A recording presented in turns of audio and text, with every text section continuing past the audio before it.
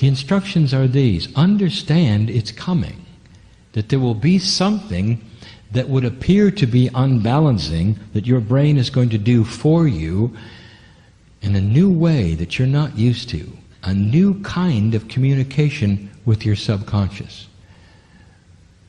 Here's what you need. Here's what you should do. Don't trust that person. Don't go over here.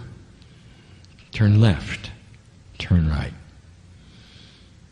It's always what you wanted. Believe me. It's always what you asked for. But you're going to have to learn to read it. The children of tomorrow are going to come in knowing how to read it. And that brings up a subject which is probably the most difficult to ever have tried to explain to humanity. And that is how the communication of self works. There's something you have called synchronicity. It is the trust that when you put out intent, Spirit hears you, and that somehow magically there will be those you will meet in the future who will have answers to questions that you have today. That things will be magically moved around and put together in ways that you have asked for, or not asked for, but which were better than you asked for. And you'll have no idea how it's going to happen. And you trust it. And you should. For this is the new communication. This is the way of it. It won't make sense in linearity. It never does. How can you know what you don't know until you know it? But you can trust you'll know it. Do you see? You can have the energy of co-creation on things that you do not know are coming, but you can trust in the fact that they will come, even without knowing what they are. Now, I want to give you some information that my partner has taught in the past, and I want to make it very clear. And many of you will not like this, because it is not what you were told in basic metaphysics. It starts to explain that which is around you, you call guides and angels. And I'm going to give you some information. You can call them whatever you want, but they're not what you think. I'm now going to explain the engine of synchronicity. I'm going to do it quickly so that you can review it slowly. And here is the truth. When you stand on the other side of the veil with me in the wind of birth, you are a piece of God. You have a light that cannot be understood, a multidimensionality that's playing, that shines like the sun.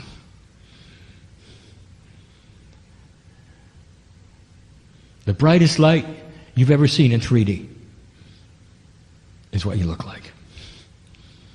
Beautiful, with your name ringing in light with colors you can't imagine, vibrations that don't exist on the planet.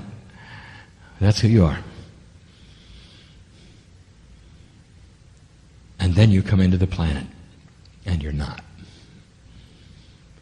Now I'm going to use some 3D logic with you to try to explain something that is unexplainable.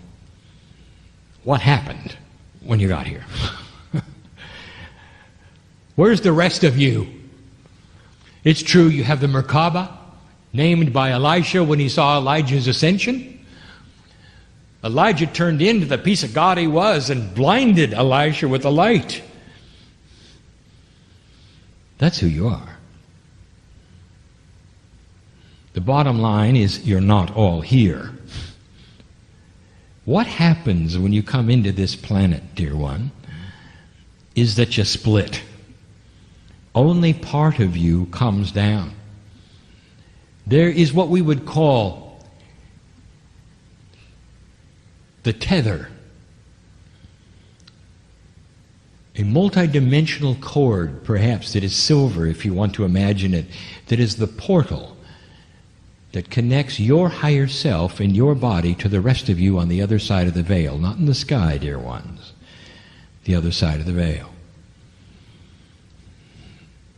So you are in communication at some level with that which you left on my side. I want my partner to explain this better.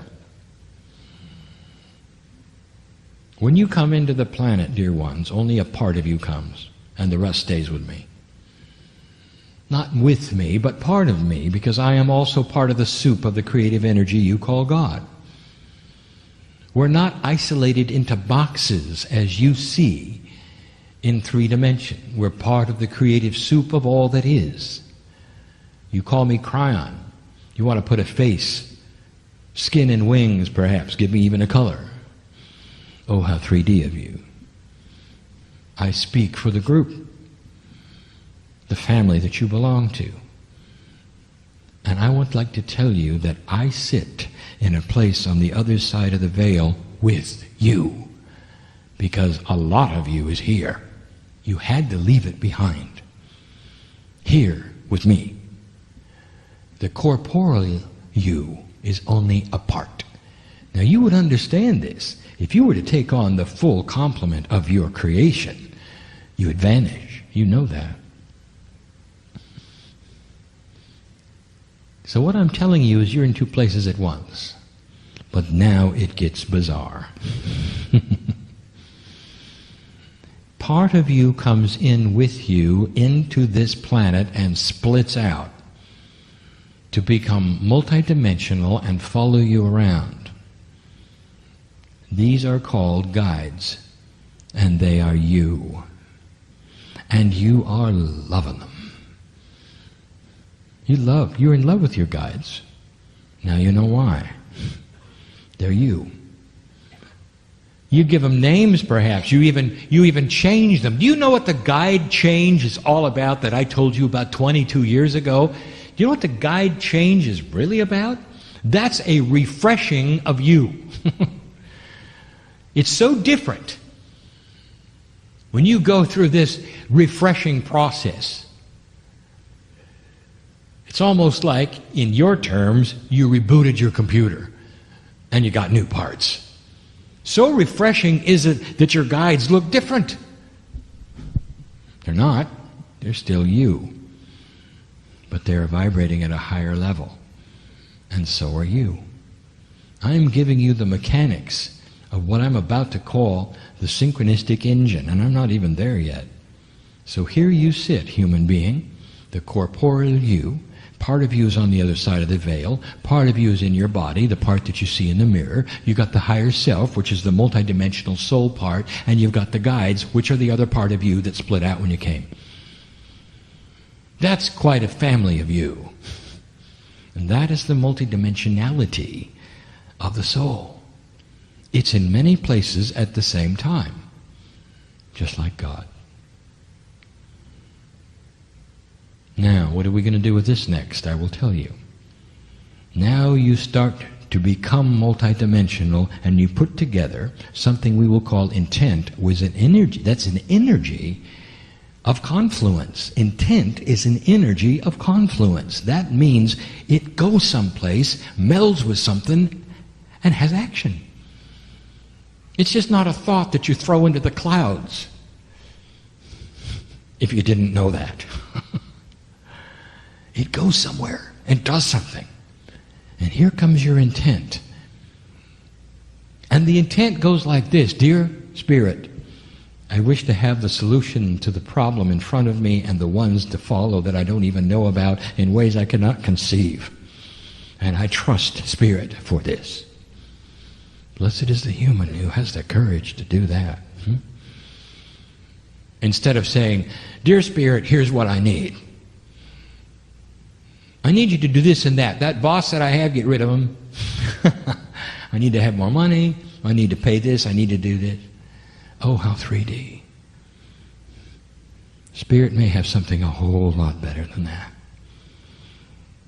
Dear Spirit, I trust in synchronicity. I am going to have things come at me because I'm going to get out there and check, go to meetings, go to places. Listen to my intuition, which is new and is going to help me and work with me. Pay attention to my dreams, so that I will be in the right place at the right time to have those meet me who I don't know yet. Now that is a light worker. And I am just going to tell you how this works. So get ready. The intent goes out, the confluence of energy is seen, the meld is created. And the pieces and the parts of you that are on my side of the veil meet with the pieces and the parts of other human beings, all of whom are there with us. You do understand, do you not, light worker, that every single human being on the planet has part of them on my side of the veil, just like you do. It doesn't matter if they're enlightened or not, if they're old souls or not, they still have part of it with us. And if you get my gist, they're on my side of the veil where all is known. Therefore, they're in the program with you, even if they're not when they're on the earth. Did you understand that? The one who is the sand in your oyster, the one that's giving you the most problems, the one who creates the energy which you feel is dark, has a piece and part of them on my side of the veil that isn't dark,